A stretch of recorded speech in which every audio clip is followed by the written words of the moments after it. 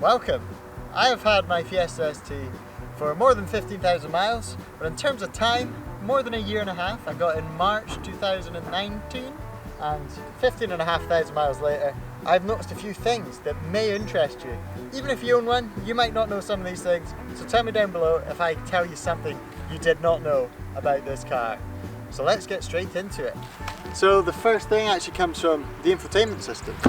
So let's enter the car. So once you're in the car, you are going to want to push the engine start button once. This will bring on your infotainment system. We don't need the engine on for this part, so you're going to want to set your volume to at least 1. Then you're going to hold skip a track and the same button on the steering wheel. Hold down for a few seconds and annoying noise. So this is a speaker test.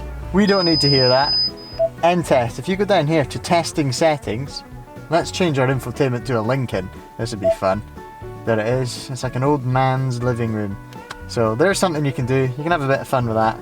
On to the next fun thing that you didn't know.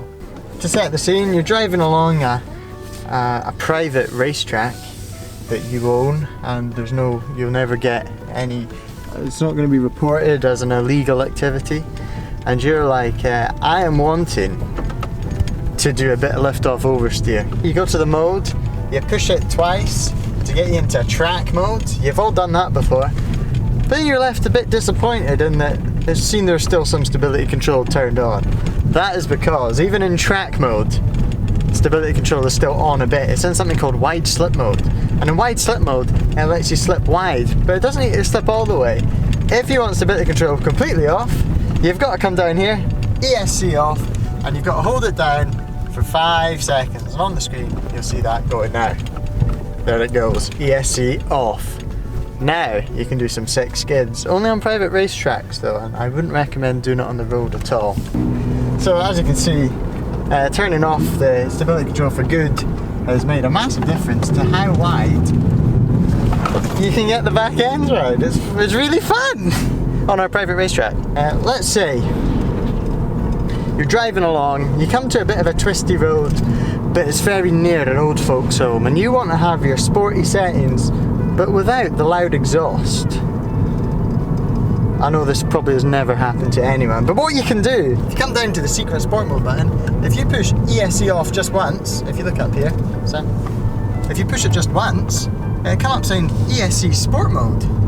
And basically what this is it's sport mode, but you've still got light steering, and it'll let you slip a bit and your exhaust is still quiet. So this is sport mode when you want to have fun, but you don't want to wake up your pensioner neighbours that live on your twisty little road. There's a way you can kind of mix and match some of the settings. This is the one where you want to go fast, but you don't want to tell other people you're going to go fast. It is worth mentioning that on this mode, traction control is off. So although it's almost the same as sport mode, it's pretty much racetrack mode but with a quiet exhaust. So just keep that in mind. So you're driving through a town, pretend it's midnight and you've put a crazy GPF delete on your car and everyone is chucking pitchforks and kettles and everything at you. Did you know that even when you're driving, you can turn off your engine? Holding the clutch, hold the start stop button, car's off. Shh.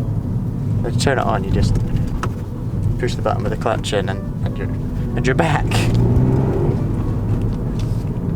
That's quite a fun little feature, isn't it? This one's pretty sinister. Well, it's not sinister. It's not a good feature.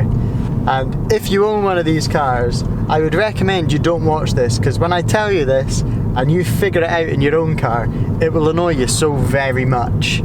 You will notice that your steering wheel is probably about an inch off to the right, off of centre. Like if I want to get directly behind this steering wheel, I've got to go over here a little bit, and now I'm in the middle, but because I've got a bucket seat, I can't. So what I think's happened there is when they put the car through the crash testing, they've had to actually move the seat in a bit, which they had to do in cars like the BMW M2 and stuff like that. So it is common, but they've done it very, very subtly in this car, but when you find out, it's hopeless. Next time you sit in your Fiesta ST, if you're mad enough to still be watching this video, sit in, And look how just slightly off to the right your steering wheel is. So thank you very much for watching this video. If you want to see more Fiesta ST content, tell me down below, because otherwise I'm not going to make you any. Other than that, you can click in the middle, subscribe. There's me on a mountain bike. That's another thing I do on this channel. On the left is a video of Samuel, my cameraman, thinks you'll love. And on the right is a video that YouTube itself has chosen for you to enjoy. YouTube, the multi-million-dollar company, thinks you'll love it. So give it a try, and I'll see you next time.